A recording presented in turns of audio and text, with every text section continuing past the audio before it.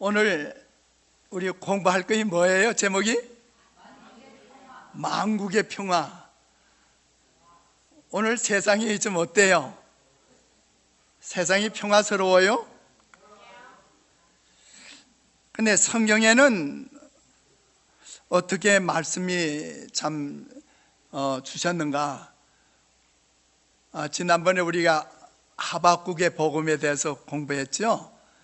사실은 소선지서 8번째 소선지서에서 참 귀한 복음의 말씀 공부했나요? 예, 사실 하박국 복음 가지고 3시간을 제가 말씀을 강론을 했는데, 두 번은 안식일 낮에 또 저녁에 금요일 저녁 1시간 했는데, 오늘은 미가서에 있는 말씀, 또 요엘서에 있는 말씀을 좀 살펴보면서 이 만국의 평화에 대해서 좀 오늘 말씀을 좀 생각해 보려고 합니다. 제가 오스트리아에 갔을 때 이 전쟁비, 2차 세계대전, 세계대전의 전쟁비를 봤어요. 그러니까 1차 세계대전이 언제 일어났죠? 1914년으로부터 1918년까지 1차 세계대전이 있었고, 그 다음 2차 세계대전은 1940년부터 시작해서 1944년까지.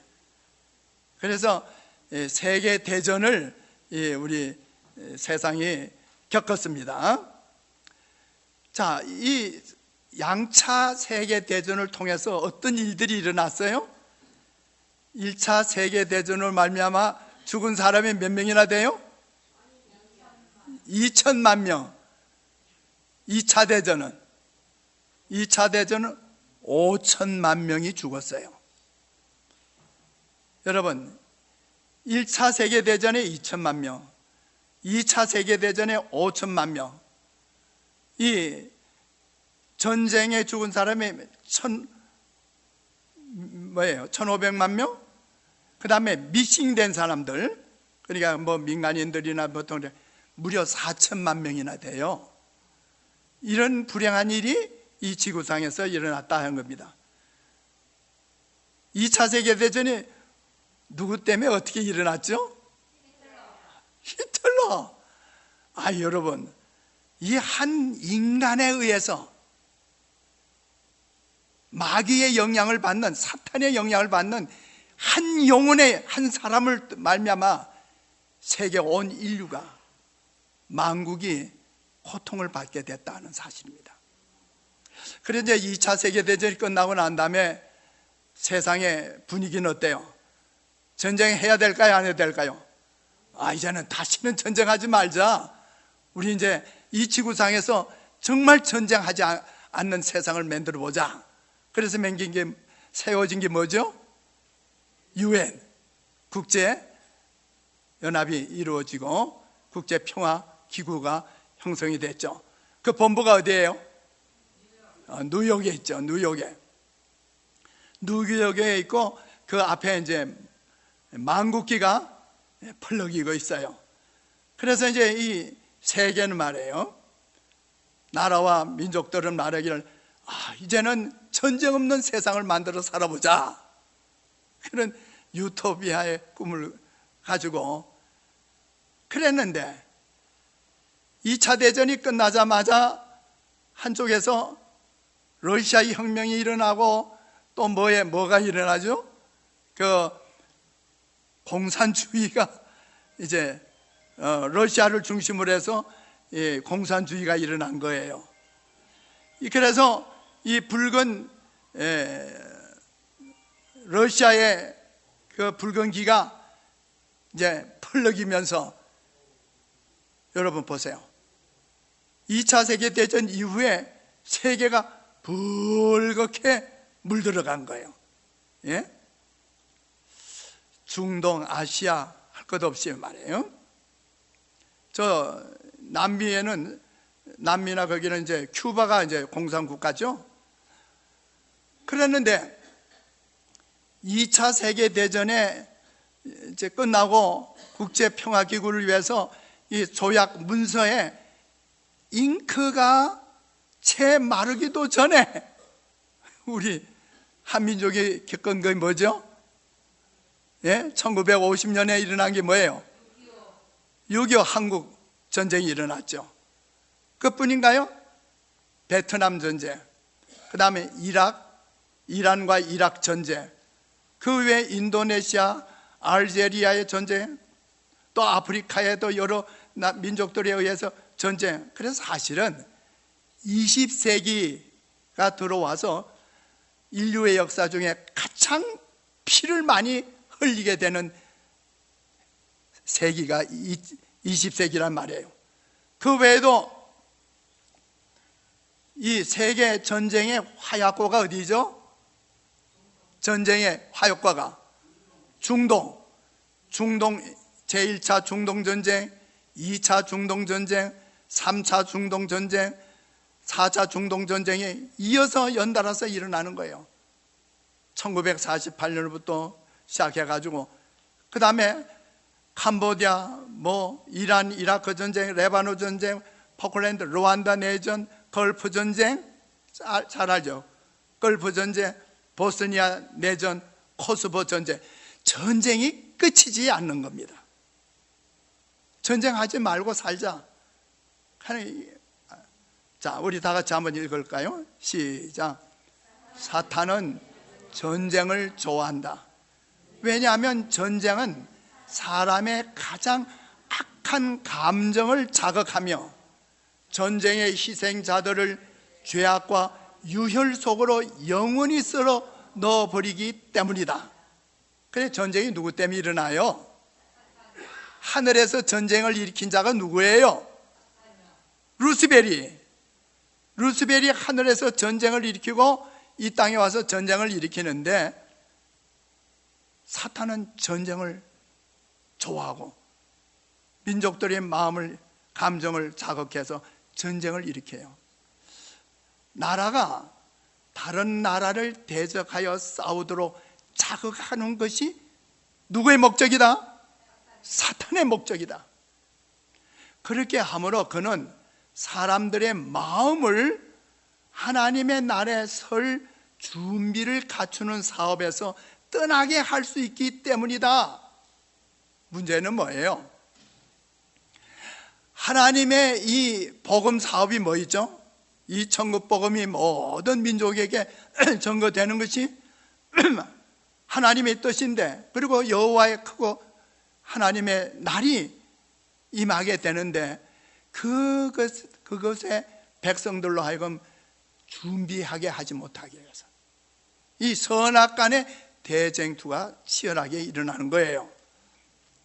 이제 요엘서에 보면, 요엘서 1장 15절, 2장 1절, 31절, 그러니까 3장 14절에 보면 여호와의 날, 크고 두려운 날, 여호와의 날이 임박했다, 여호와의 날이 가까이 이르렀다고 이 요엘 선자는 계속해서 여호와의 날을 말씀하고 있어요. 그렇게 하면서 3장 9절과 10절에 보면, 다 같이 읽읍시다. 시작. 너희는 모든 민족에게 이렇게 선포하여라. 전쟁을 준비하여라. 용사들을 무장시켜라. 군인들을 모두 소집하여 진군을 개시하여라. 보섭을 쳐서 창을 만들고 낫을 쳐서 창을 만들어라. 와, 이것이 바로 요엘 선자를 통해서 주신 기별이에요. 그럼 이 세상이 어떻다고요? 열국은 전쟁을 준비한다. 뿐만 아니라 전쟁을 준비하고 군인들 무장시키고, 그 다음에 보섭이 뭐예요? 보섭이 뭐예요? 삽이죠, 삽. 삽을 쳐서 창을 만들어라. 삽은 뭐하는 농기구죠. 창은요, 전쟁 무기잖아요. 낫은 뭐예요? 낫을 쳐서 창을 만들어라. 그래서 이 세상에 국제 평화가 일어나고 이렇게 하지만은, 예언된 말씀은 여호와의 크고 두려운 날이 임하기 전에 이 세상은 전쟁의 분위기로 휩싸인다는 말이에요. 그래서 예수님의 제자들이 물었잖아요. 주여, 주여, 우리에게 이르소서, 주의 임하심과 세상 끝에는 무슨 일들이 일어나겠습니까? 그러니까 뭐라 그랬어요? 나라와 나라가, 민족이 민족을 대적하여 싸우겠다. 일반적으로 이 요엘서의 예언 가운데서 여호와의 큰 날과 관련된 결정의 사건들뿐 아니라 지상 역사의 마지막 날에 있을 국제적인 군사 활동에 대한 예고로 볼 수 있어요. 이 마지막 날에 하나님의 성령이 점차 물러나므로 그에 따라 사람들을 인도하여 서로 파멸시키도록 계획된 사탄의 활동이 증가하는 길을 열어놓게 한다. 이런 과정은 그리스도께서 뭐예요? 하늘 구름을 타고 오시기 직전 절정에 이를 것이다. 우리 본교회 성경 주석에서 주신 말씀이에요. 보섭을 쳐서 창을 만들고 낫을 쳐서 창을 만들으라. 이 말은 이 열국의 각 나라의 경제적이거나 산업적인 능력을 이 정쟁 목적을 위한 군비 경쟁으로 전환할 것을 말하고 있는 거예요. 사무엘상 13장 19절 20절에 보면 이런 말씀이 있어요. 당시 이스라엘 땅에는 대장장이가 한 명도 없었다. 이스라엘 나라에 뭐가 없었다고요? 대장장이가 하나도 없었다. 히브리 사람이 칼이나 창을 만드는 것을 블레셋 사람들이 허용하지 않았기 때문이다. 왜 그래요? 예, 이스라엘 백성이 칼, 창은 뭐 하는 데 사용한다고요? 전쟁하는 데 사용한 무기니까 그걸 못 만들게 하기 위해서 블레셋 사람들이 뭐예요? 아예 철공들 하나도 남겨두지 않았다 이 말이에요. 그래서 이스라엘 사람들은 보섭, 삽이나 꽃갱이나 도끼나 낫 다 농사기구 아니에요. 이런 농사기구를 벼릴 일이 있으면 어디로 갔어요? 블레셋 사람에게로 가야만 하였다.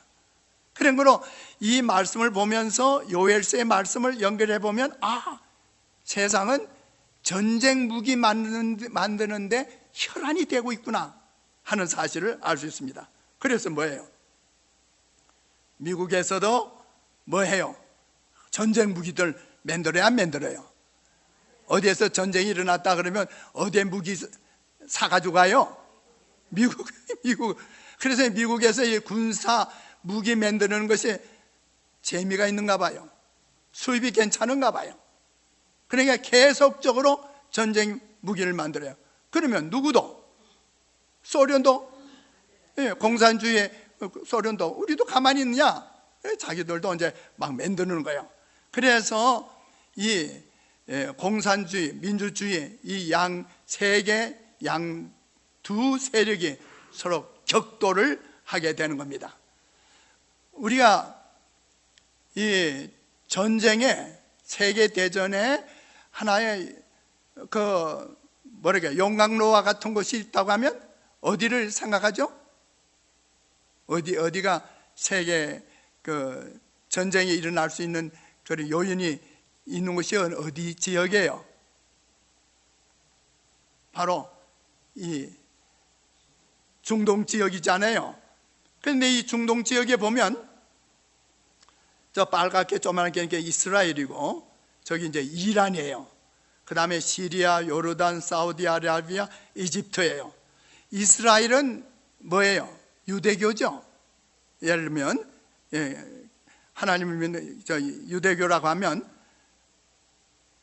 이쪽 이란이나 이쪽은 다 뭐예요? 이슬람권이죠. 이슬람. 근데 이슬람은 크게 두 파가 나뉘어져 있어요. 시아파가 있고 수니파가 있어요. 그래서 이슬람의 세 국가들이나 민족들의 둘로 쪼개지는데 하나는 시아파가 있고 수니파가 있어요.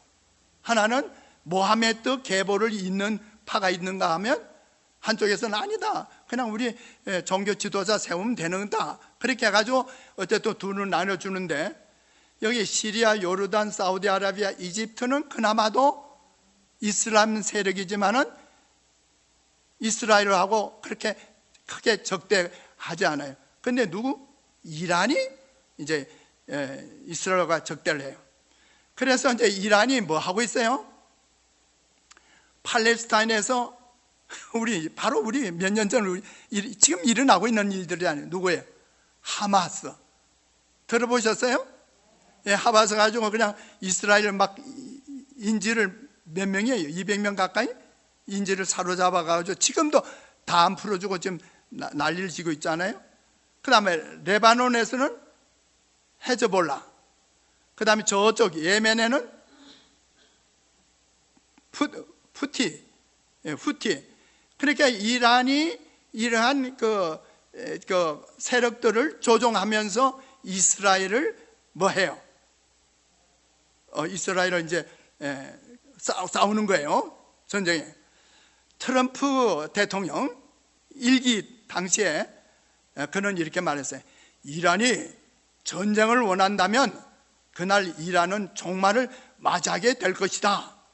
다시는 미국을 위협하지 말라. 그래가지고 이제 트럼프가 말을 하잖아요. 내가 제1기 재임 때는 세계 전쟁이 없었다. 맞아요? 그리고 트럼프가 물러가고 바이든 시대에 막 여기저기 전쟁이 터졌잖아요. 그러니까 이 미국의 통치자의 역할이 상당히 중요하다고 하는 사실을 생각할 수 있고, 이 트럼프가 또 뭐라 그랬어요? 내가 이제 다시 대통령이 되면 전쟁을, 중동 전쟁도 멈추게 하고 뭐 어떻게 하겠다고 이제 큰 소리를 쳤어요. 하여간 그러자 자꾸 이렇게 이스라엘을 괴롭히니까 이 이스라엘이 다마스커에 있는 이란 영사관을 뭐 해요? 공격을 해버려요. 그러니까 이란이 그래서 막 미사일을 막 쏘아버린 거예요. 이게 무서운 전쟁이에요. 근데 미사일을 막 쏘아보냈는데 이스라엘의 방공망이 그래도 잘 돼 있어가지고 거의 90%를 다 격출시켰어요. 근데 그런 방공망이 없다 그러면 이 미사일만을 맞고도 이스라엘이 큰일 날 뻔했어요. 그러면서 이 이란에서는 뭐라고 그래요? 이스라엘을 아예 지도상에서 뭐 해버리겠다? 지워버리겠다. 그러니까 아예 이스라엘이라는 나라, 국민이, 민족이 없게 하겠다라고 지금 이란은 큰 소리를 치고 나오는 거예요. 그게 이제 이스라엘은 또 가만히 있나요? 응징을 하죠.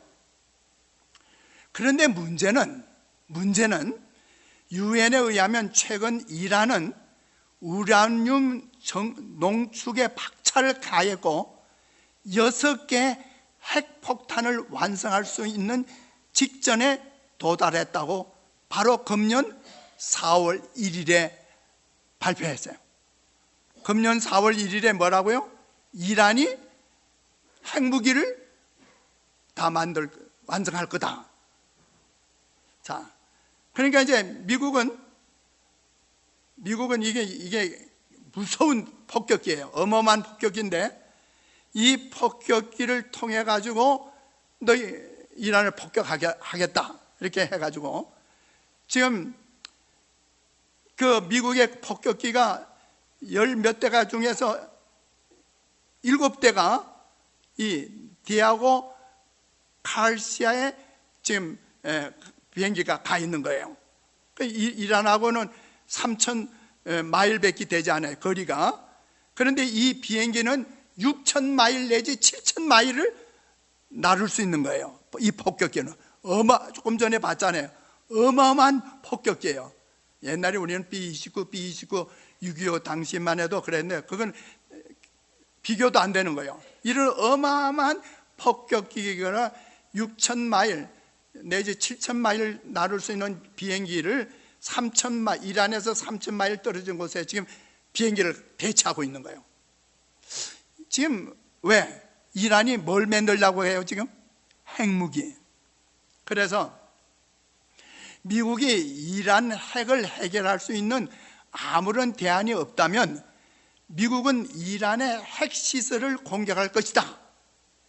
얼마 전에, 몇 년 전에는 이스라엘이 한번 공격을 하긴 했어요. 그래서 몇 년 개발하는 일을 멈췄어요. 아까 조금 말했잖아. 이 미국이 보유하고 있는 그 아주 무시무시한 폭격기 19기 중에 7대를 벌써 3,000마일 떨어진 그 기지에다가 벌써 다 배치한 거예요. 뿐만 아니라 뭐까지 왔는가? 미국의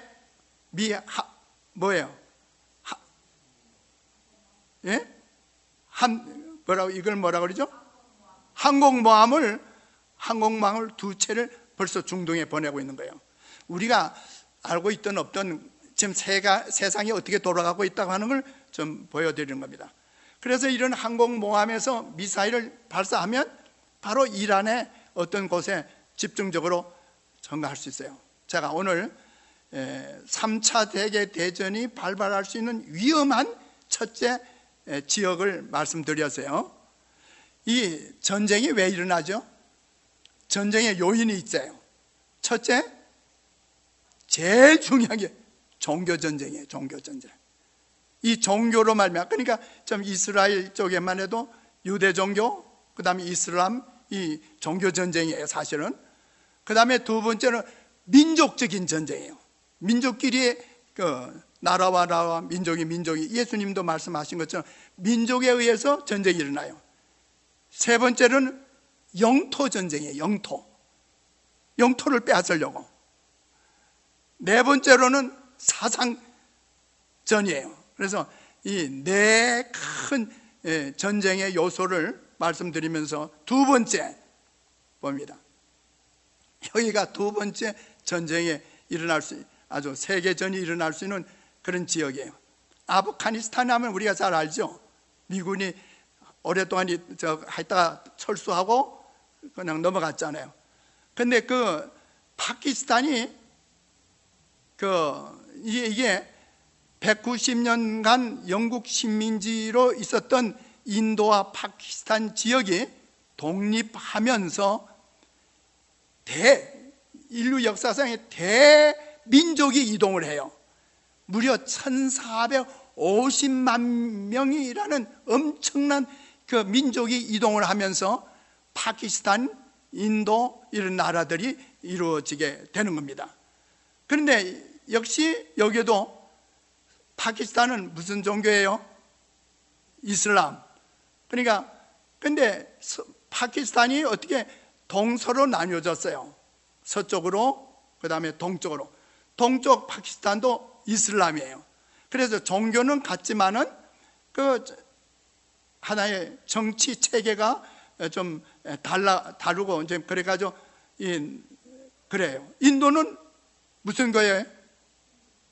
아까 이슬람 있지만 여기는 뭐예요? 인도는 힌두교예요. 힌두교. 그러니까 종교가 다릅니다. 그런데 이 이슬람 동파키스탄이 서파키스탄과 갈등을 맺어요. 이건 우리 아무런 한 나라가 될 수가 없다. 이렇게 멀리 떨어져 있으니까 그래서 동파키스탄이 독립을 해요. 그게 뭐예요? 방글라데시예요.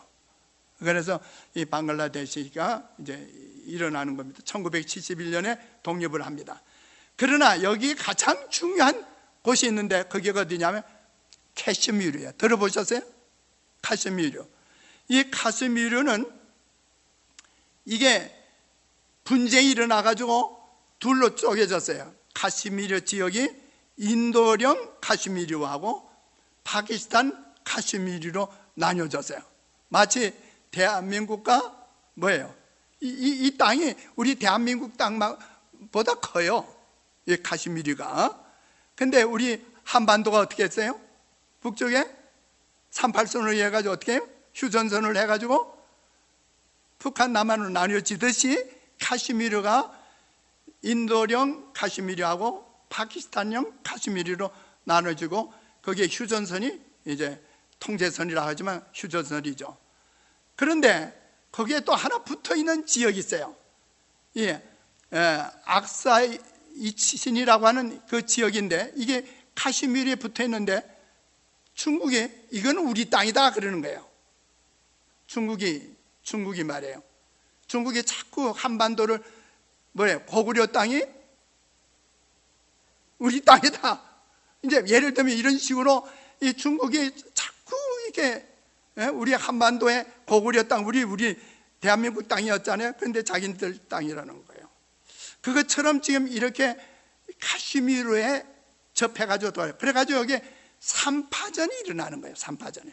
자, 그래서 전쟁이 인도와 파키스탄 전쟁이 일어나죠.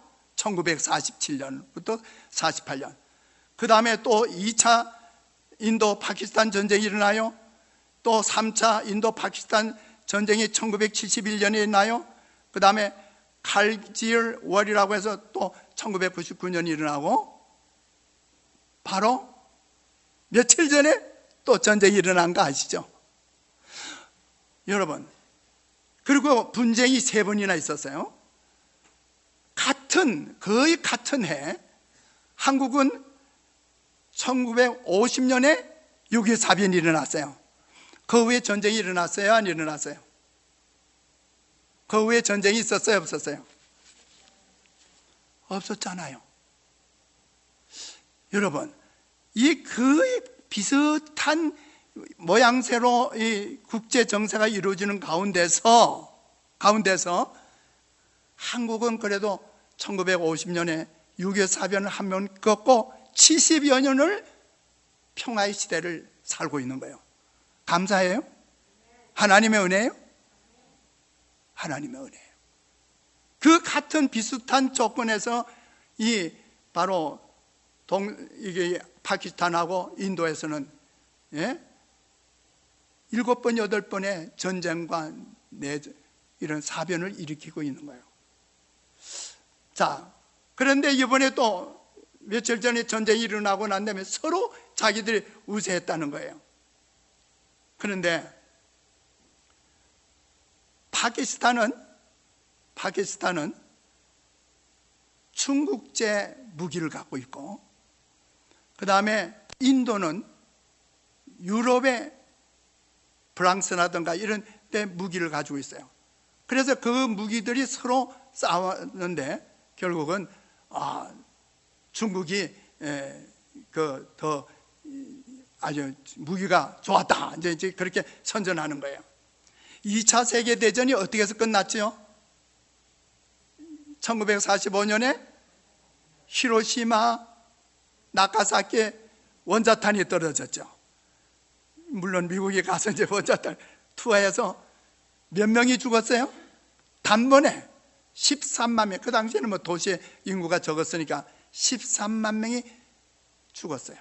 그 후에 얼마나 이 핵무기의 그 영향이 컸어요. 그런데 그 이후에 여러 번 뭐 할 수 없이 많이 자꾸 원자탄 이제 핵무기 실험을 하는데 보통 핵 실험하는 것이 5메가톤이에요. 5메가톤. 그런데 바로 10메가톤이 넘는 핵무기를 실험하고 있는 거예요. 미국도 소련도 러시아도. 자, 그래서 미국에서 이 태평양에서 핵실험을 했는데 섬 하나가 없어져 버린 거예요. 섬 하나가. 섬을 통째로 날려버린 인류 최악의 핵실험을 미국이 실시했어요. 자, 그로부터 2년 뒤 1954년 3월 캐슬브라브라고 명명된 수소폭탄 실험이 비키니 환초에서 진행됐습니다. 당시 폭탄은 15메가톤급으로 역대 가장 강력한 위력을 가졌습니다. 히로시마에 투하된 원자폭탄보다 1000배는 더 강력했죠. 히로시마의 원폭의 몇 배가 강하다고요? 상상을 해보세요. 상상을. 2차 대전에 일본의 두 도시를 원자탄 하나로, 그 당시 그 원자탄 하나로 완전히 두 도시를 황폐시키고 수많은 사람을 죽였던 그 원자탄의 화력이 1000배가 넘는 것을 실험을 했다 이 말이에요. 그런데 이번에는 원자탄이 아니고 뭐예요? 수소폭탄. 여러분, 원자탄이 뭐예요? 그냥 말로 핵이 분열하는 그 힘에 의해서 하는 것이 폭탄이에요. 수소폭탄은요. 수소폭탄은 핵을 융합시키는 거예요. 참, 우리는 이해도 못하죠. 원자탄은 핵을 뭐 하는 거라고요? 핵을 분열, 중성자라든지 그 핵을 분열시킴으로 인해서 그 에너지에 의해서 일어난 것이 원자탄인데, 수소폭탄은 그 원자를 융합을 시킴으로 일어나는 그 어떤 열과 힘을 사용한 것이 수소폭탄이에요. 하여간 이 수소폭탄은 엄청난 거예요. 그러니까 소련도 질세라 엄청난 수소폭탄을 실험을 했어요. 그러니까 미국도 수소폭탄을 갖고 있고 소련도 수소폭탄을 가지고 있어요. 만약 그 수소폭탄 중에 하나가 미국의 어느 도시에 떨어진다 그러면 도시 하나는 완전히 날아가요. 그게 아무리 큰 대도시라 할지라도, 뉴욕이라 할지라도, 시카고라 할지라도, 로스앤젤레스라 할지라도, 이게 현실적인 지금 세상의 형편이다, 그 얘기예요. 그런데 중국이 이번에 또 수소폭탄을 실험에 성공을 했어요. 어디도요? 중국도. 아까 말한 것처럼 인도와 파키스탄 전쟁이 왜 위험한지 아세요? 인도와 파키스탄이 다 핵무기를 가지고 있어요. 중동에서 이스라엘은 핵무기를 가지고 있다고 그래요. 그런데 자기들은 아니라고 하지만 비밀리 가지고 있는데, 이제 거기에 맞서기 위해서 이란이 핵무기를 만들려고 하는 걸 못 만들게 하는 거예요. 그런데 파키스탄하고 인도는 이미 핵무기를 가지고 있다는 얘기예요.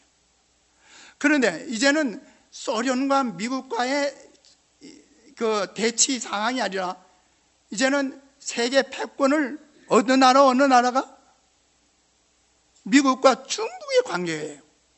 그런데 중국은 오래전에 벌써 핵무기를 만들었지만은 이번에 다시 뭐까지 만들었다고요? 수소폭탄. 세상이 어떻게 될까요?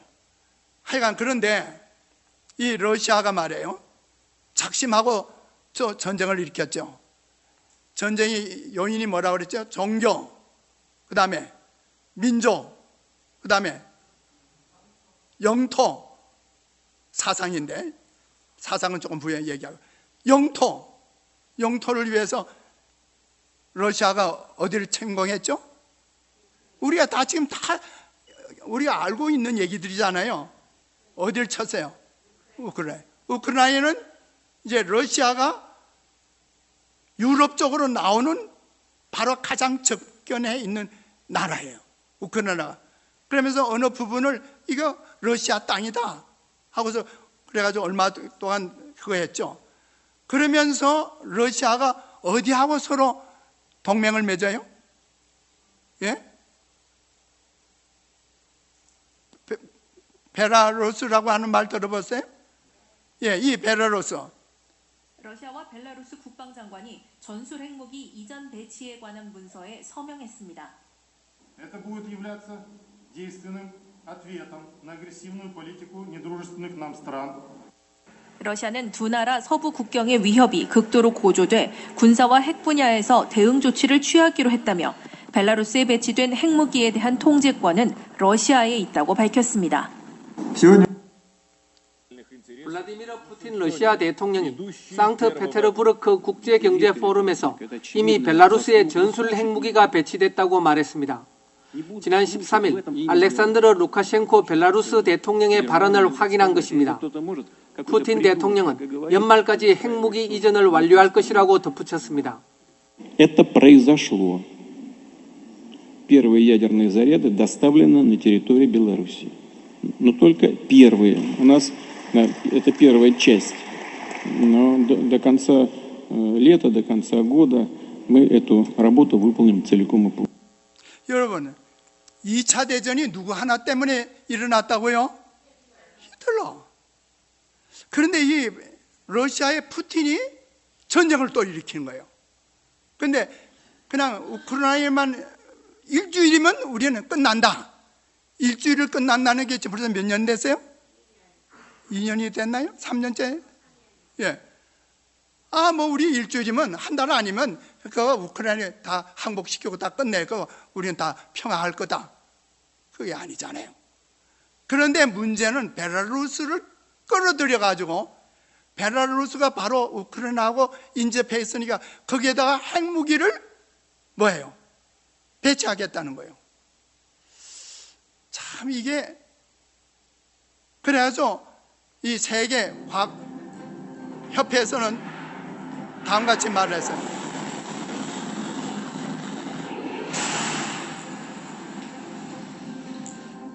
Russia's thinly veiled threats to use nuclear weapons remind the world that escalation of the conflict by accident, intention, or miscalculation is a terrible risk. The possibilities that the conflict could spin out of anyone's control remains high. The possibility of nuclear use cannot be discounted. Accidents, mistakes, and miscalculations could lead to unintended escalation.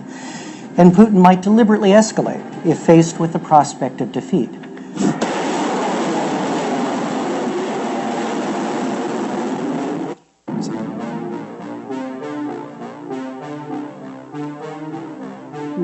Seconds to midnight.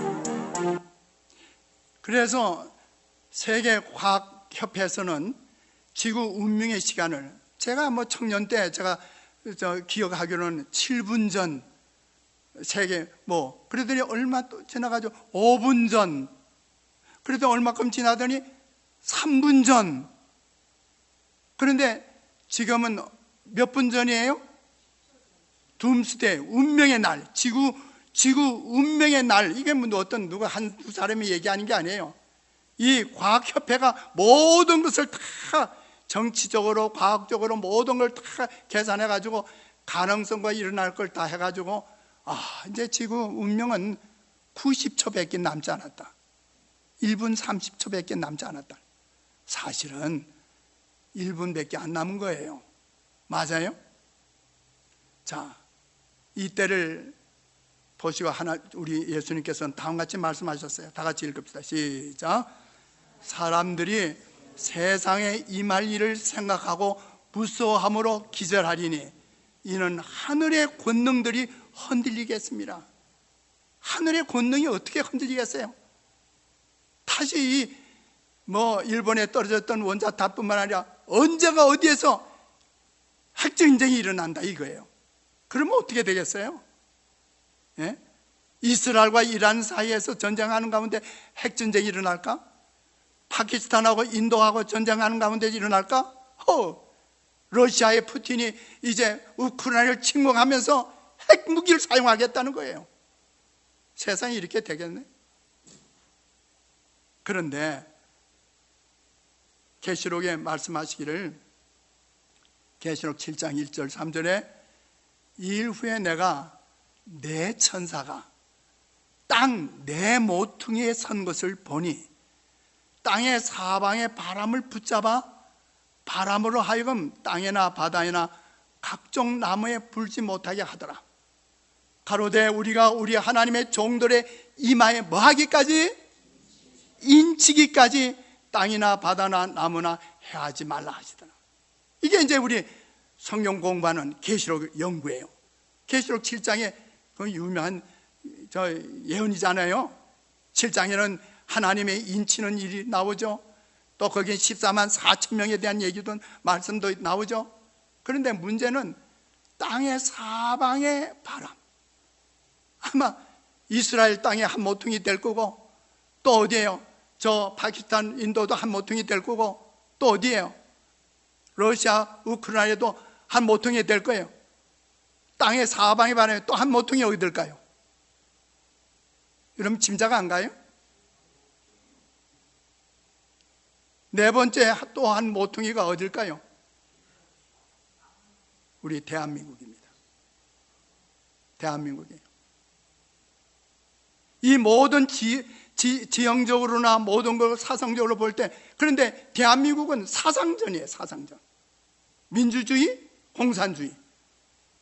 사실은 지금 한국에 있는 많은 사람들이 얘기가 이미 전쟁이 일어났다는 거예요. 총칼로 그런 전쟁은 아니라 할지라도 이미 한국에 지금 정치적으로 사상적으로 전쟁이 일어났다는 거예요. 수년 전부터 벌써 많이 침공을 당했다는 거예요. 내 바람을 붙들고 계세요. 그런데 이북이 핵무기를 가졌을까요? 안 가졌을까요? 핵무기를 못 갖게 하려고 트럼프가 가서 회담하고 한 거 다 알잖아요. 그런데도 여전히 북한은 이 핵무기 준비하는데 혈안이 돼가지고 이미 준비됐다는 거예요. 그게 핵단투를 달고 있는 미사일이 날아가면 그들은 종종 하는 말이 있었잖아요. 서울을 뭘 만들겠다? 서울을 불바다로 만들겠다. 그들이 쏘아부셔서 단 몇 분 안에 서울에 와서 떨어질 수가 있는 거예요. 이거 얼마나 무죄. 자, 사탄은 이 땅의 거민들을 최후의 큰 환난 가운데 빠뜨릴 것이다. 하나님의 천사들이 인간의 감정에 거센 바람을 막아주지 않으면 각종 투쟁의 요소들이 쏟아져 나올 것이다. 여러분, 요한계시록 7장이 뭐라 그랬어요? 하나님의 천사들이 땅 모퉁이에, 내 모퉁이에서 바람을 붙들고 있다고요. 뭐 하기까지? 하나님의 종들의 이마에 인치기까지. 오늘도 우리 신동훈 목사님께서 설교를 통해서 우리가 어떤 시기적으로 급박한 무엇을 생각할 것이 아니라 우리에게 신앙적으로 우리의 신앙을 확보해야 된다. 얼마나 귀한 말씀인지 몰라요. 여기서 오늘 우리가 마음을 두어야 할 일은 뭐냐면, 인치는 사업이 뭔가, 하나님의 성령이 떠나가는 것이 뭔가.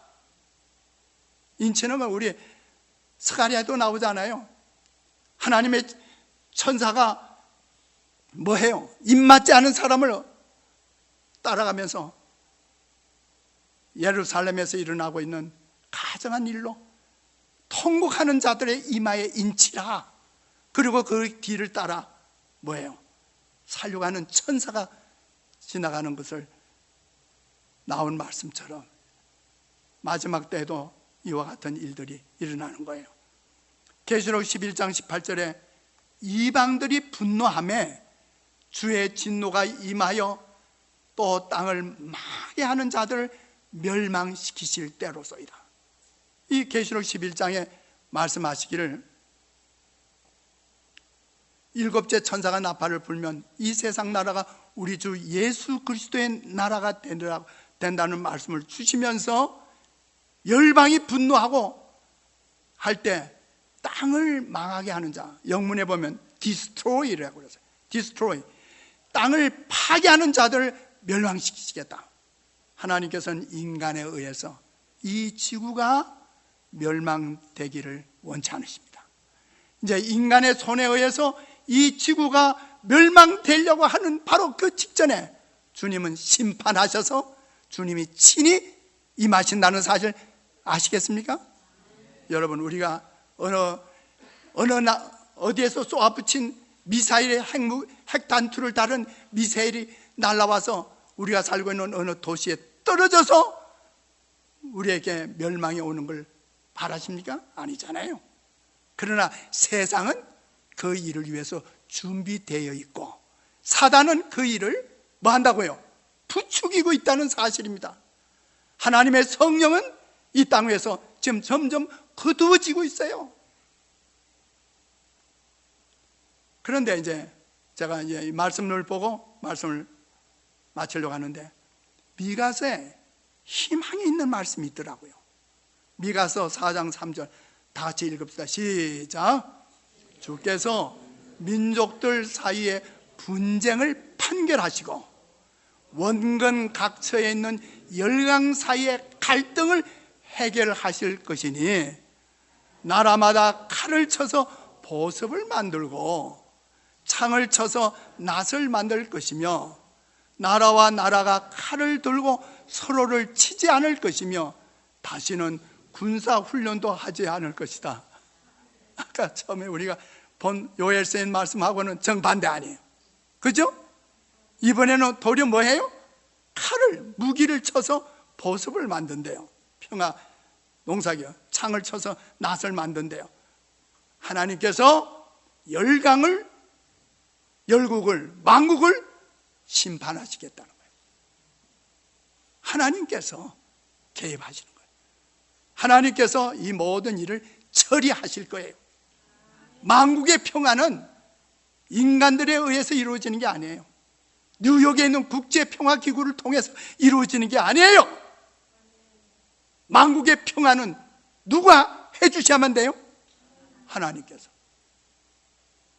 우리 주님을 우리가 고대하는 이유가 거기에 있는 거예요. 이사야 선자도 이때의 얘기를 다음같이 말씀했네요. 마지막 때에 백성들이 오면서 이르기를, 자 가자, 우리 모두 주의 산으로 올라가자, 야곱의 하나님이 계신 성전으로 어서 올라가자.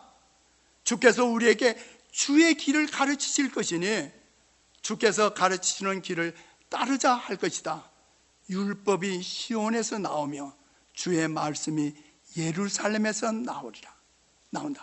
여러분, 하나님께서 원하시는 것이 뭐냐면 이 당신의 백성을 통해서 하나님의 길, 하나님의 율법, 하나님의 말씀이 만 백성에게 전해지기를 바라는 거예요.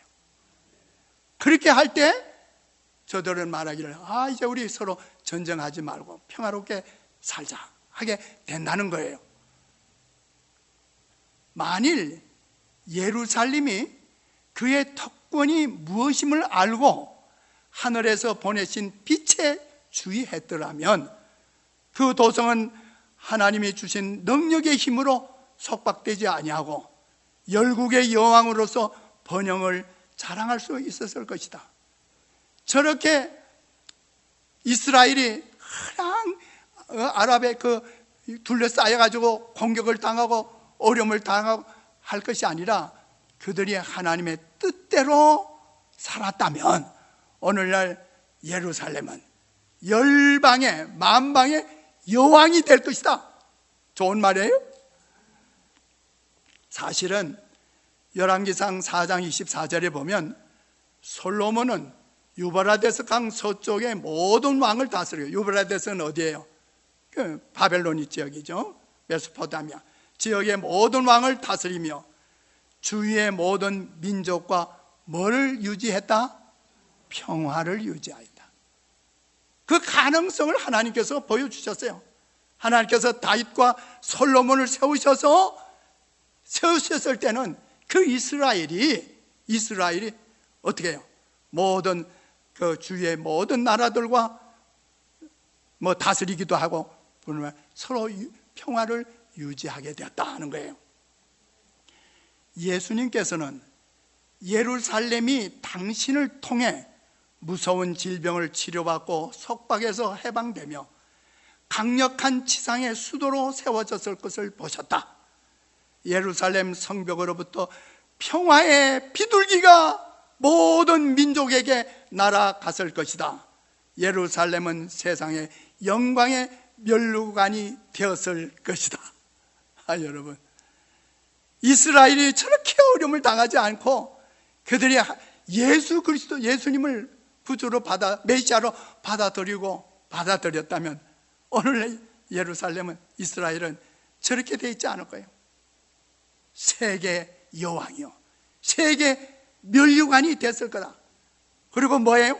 예루살렘에서부터 뭐가 날아갈 것이라고요? 만국을 향하여서 평화의 비둘기가 날아갔을 거라. 성령의 역사가 날아가서 세계를 평화시키게 전쟁을 하지 않게 될 거예요. 트럼프 때문에 되는 게 아니에요.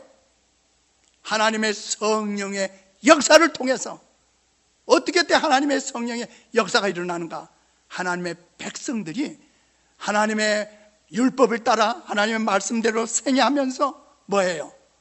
예수 그리스도를 받아들이면 하나님께서는 우리를 통해서 만방의 평화를 유지하게 될 거예요. 이 말씀은 적게는 우리의 교회, 또 좁혀서는 내 자신의 주의를 통해서, 그래서 사도 바울이 그랬잖아요. 가능한 모든 사람과 더불어 평화를 유지하라. 사도 바울이 주신 말씀이에요. 오늘 이 땅에 갈등과 투쟁과 서로 대립으로 세상은 어지러워지겠어요. 종교적으로, 민족적으로, 국토적으로, 사상적으로. 그러나 하나님의 본뜻은 하나님의 말씀 안에서 세계가 평화를 찾게 될 거라고 말씀하신 거예요. 그런데 예수님께 누가복음 19장 42절에 보면 예수께서 예루살렘 가까이에 오셔서 그 도성을 보시고 눈물을 흘리시며 이렇게 말씀하셨다. 오늘 네가 평화의 길을 알았더라면.